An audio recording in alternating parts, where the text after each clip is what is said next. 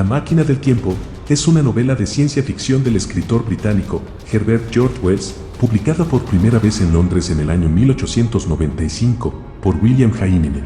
Consta de 16 capítulos y un epílogo. Al contrario que Julio Verne, padre del detalle y la explicación minuciosa, Wells describe, a propósito, la máquina de modo superficial y a la ligera, con algunas pinceladas de color, como cuando comenta que tenía partes de metal, cristal de roca y marfil, que dejan al lector con curiosidad por saber más del invento y su mecanismo. Fue la primera novela de uno de los considerados como padres de la ciencia ficción, y con su mezcla de aventuras y doctrina social y política, alcanzó un notable éxito, contribuyendo así a la estabilidad de Wells, que a partir de ese momento pudo dedicarse plenamente a la escritura. Una parte del libro, la que versa sobre la explicación del invento y en la que se discute sobre la cuarta dimensión, fue publicada en el año 1893 en el English National Observer. El escritor desarrolló el resto de la novela, que trata de las aventuras del viajero, a través del tiempo en el futuro 2 años después, tarea que le llevó escasos 15 días. Con esta obra, inauguraba para el gran público la temática del viaje a través del tiempo, si bien el autor no entra en las paradojas temporales, ya que en La máquina del tiempo, prima la finalidad moralizadora. Ante el escepticismo de sus amigos, un científico de finales del siglo XIX logra descubrir las claves de la denominada cuarta dimensión y construye un vehículo que le permite viajar físicamente a través del mismo.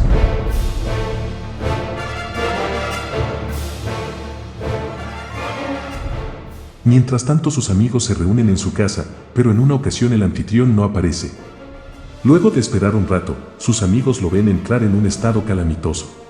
Les cuenta la historia de cómo viajó a través del tiempo. Con la intención de conocer el futuro de la humanidad se desplazó hasta el año 802.701, pero lejos de encontrar una sociedad en la plenitud de su desarrollo, ve un mundo en decadencia habitado en su superficie por unos seres hedonistas, los Eloi, pero sin escritura, inteligencia ni fuerza física. El viajero supone que así debió de terminar la humanidad tras resolver todos sus conflictos existenciales. Sin embargo, poco después descubre que estos seres viven con un inmenso miedo al subsuelo y a la oscuridad. El subsuelo está dominado por unas siniestras criaturas, los Morlocks, otra rama de la especie humana que se ha habituado a vivir en las tinieblas, y sale de noche para alimentarse de los Eloi, que captura. Tras hacer algunas exploraciones por los alrededores a su llegada al futuro, vuelve al lugar donde dejó la máquina del tiempo, pero ya no está y más tarde se percatará de que los Morlocks la han encerrado en el pedestal de una estatua que representa a una esfinge, situada en el lugar donde apareció el viajero del tiempo. Hace todo lo posible para encontrar un modo de recuperarla y se encuentra con una enorme construcción, el Palacio de Porcelana Verde, un museo en ruinas. Allí, recoge herramientas para abrir las puertas de bronce del pedestal de la estatua de la esfinge, pero cuando vuelve descubre que ya está abierta.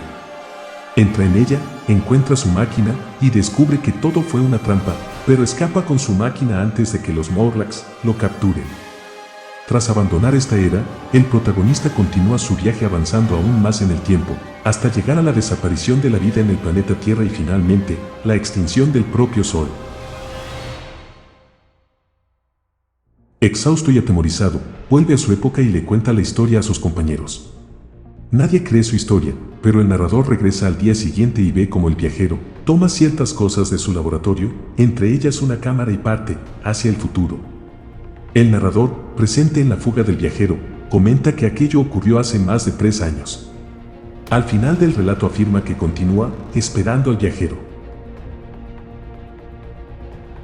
Los Eloi son los seres que habitan la superficie del planeta Tierra en el año 802.701. El viajero a través del tiempo los describe como seres de una estatura de 1.20 metros, vestidos con túnicas púrpuras ceñidas al talle por un cinturón de cuero, y al protagonista le impresionan la belleza y la gracia de aquel ser. Viven de una forma despreocupada, sin trabajar y alimentándose de los frutos que les da una tierra sin malas hierbas, jugando y amándose durante todo el día y sin indicios de padecer enfermedad alguna, si bien tienen un miedo terrible a la oscuridad. La visión de estos seres lleva al protagonista de describir que en el citado año el mundo está en un estado de ruinoso esplendor, y además de conjeturar que el comunismo se ha impuesto, piensa que la humanidad ha conseguido desarrollarse plenamente, someter a la naturaleza y luego acomodarse. La seguridad y la falta de necesidad hacen innecesaria la especialización de los sexos.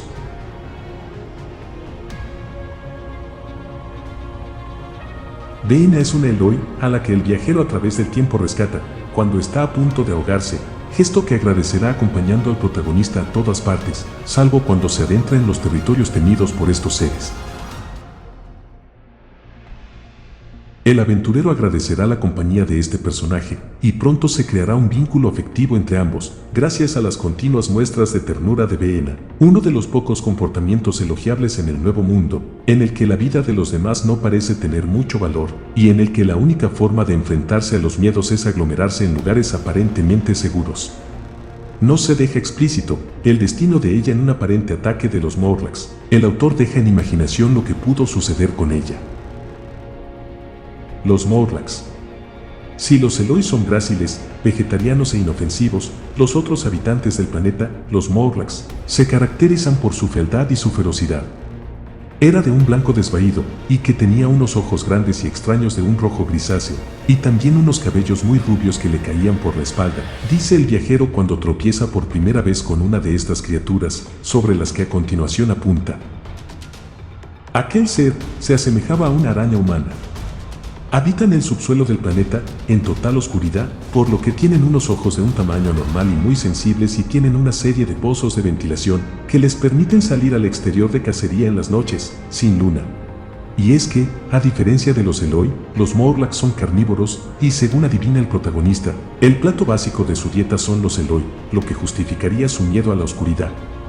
El viajero asocia esta raza a la evolución de los sirvientes de las clases pudientes, es decir, los trabajadores, mientras que los descendientes de los acomodados serían los habitantes de la superficie del planeta. Otras criaturas. Una vez dejado muy atrás el mundo de los Eloi y los Morlocks, el viajero pone rumbo hacia el fin de la humanidad, donde el paisaje está habitado por unas criaturas semejantes a cangrejos y mariposas gigantes. Además, percibe una extraña criatura marina con forma de piedra negra, que en un principio parece inmóvil, pero que luego cobra vida y le infunde un terror que le impulsa a regresar a su época, es decir, a finales del siglo XIX. Los amigos del viajero. El viajero a través del tiempo hace la presentación de su invento y narra sus aventuras a una serie de personas que representan a la sociedad de finales del siglo XIX, la mayoría de ellos escépticos y preocupados por la actualidad científica y social de la época.